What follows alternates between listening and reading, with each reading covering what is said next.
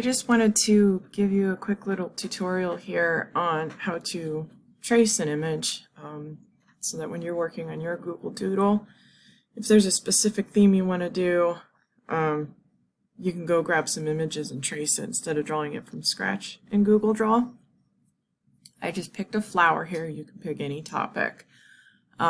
First of all, how you grab this picture, I'll go ahead and show you how to do that. You go to Insert, Image, and you can upload a picture from your computer, or you can do search the web right here. My last search is already in here, but type it in, whatever it is, it'll come up. So let's say you want to do football. It'll bring all that up. I'm going to go ahead and do this flower. You click on it and hit Insert, and it will pop it up there for you.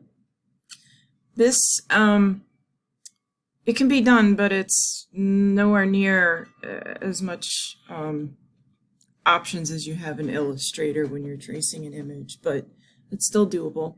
What you're going to have to do on this is really simplify your image, which is perfect because that's pretty much what a Google Doodle is. So that means you're not going to be getting every single little detail in here. First thing you need to do is pick one of your drawing tools. Don't use any of these up here because they're just going to make one line. It's not going to allow you to make a closed shape. So you're going to have to use the Curve, Poly, or Scribble. Scribble's nice if you have a drawing tablet. Then you can use that and just draw like you would with a pencil. If you do it with your mouse, it's a little bit strange. So I highly recommend only using this one if you have a drawing tablet. So since these are mostly curved lines, I'm going to use the curve. It's going to help to zoom in on your things that you're tracing. You just want to break this down into different shapes. So I'm going to try each petal. So you just click around your object. Be careful not to double click or it will complete your line and you won't be able to make a closed shape. It does not have to be perfect. Just get it pretty close to your object. And you want to click pretty often. It just makes it more accurate. And if anything's really off, you don't have to redo it. You can go back in and edit those points, and I'll show you that in a minute. And there's our first petal. Then you can fill it with colors. I'm going to pick this first and get rid of the border since I don't want strong lines going around because I don't want it to look too much like a line graphic illustration. If you want to do that, then you would give it a border. Now you can go in and give it a gradient so then it looks closer to the flower, has a more softer look, unless you want it to be just one solid color. But adding a gradient is kind of nice. Oh, let me do that again. So you can also custom your gradient, and it's in the fill bucket here, and you want to select gradient, and you go to custom. Now for this, I can switch these. So maybe the gradient starts from the other direction.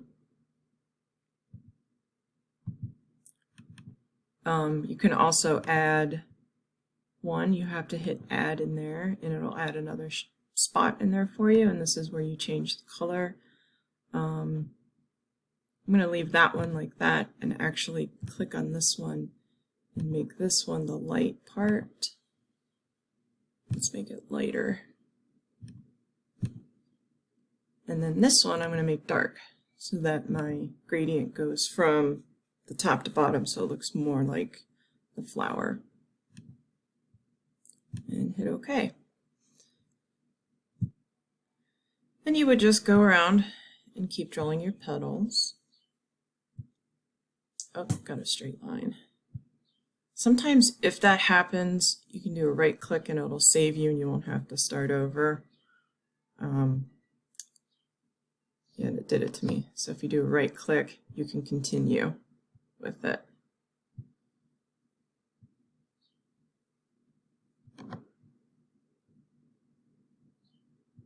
With the curve tool, you got to be careful because The reason you want to keep clicking often is if you go too far, it's going to make a pretty dramatic curve.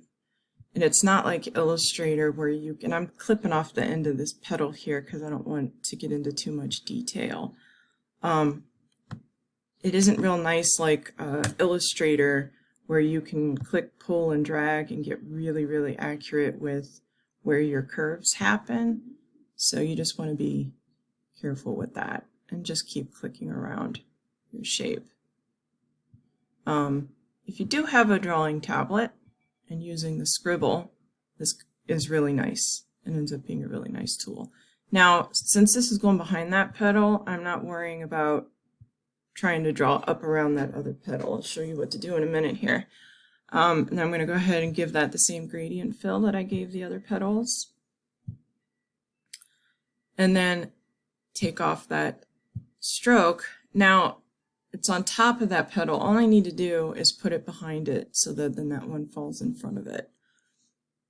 So that's up here in arrange, and you don't want to send to back. It's going to send it all the way back. You just want to step it back one step. It's kind of the same as Illustrator. You can go back one step at a time, or you can go all the way back to the bottom.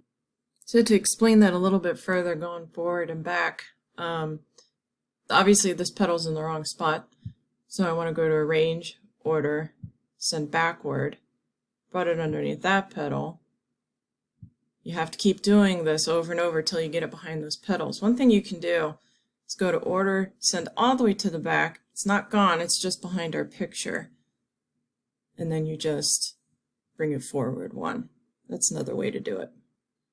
So I'll keep doing this until I get my flower completed. Not forgetting the yellow piece in the center.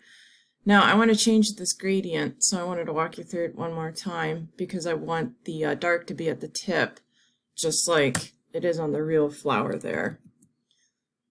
So let's back up here, go to Custom. And really all I'm going to do is flip these back and forth, or flip these around so that this one's dark, and you just double click on that. I'm sorry, you make sure you've selected which one you're going to do, and you'll know you have the right one selected when there's a little blue around it. And then you go up here and you change your color from here. So I want that part to be dark and that end to be light. And hit OK, and there it changed it. And once you've done that gradient, it'll keep it for you. You can find that again under gradient here, and all the ones you've done, whatever project you're working on, you'll find down here at the bottom. So you can just select it again.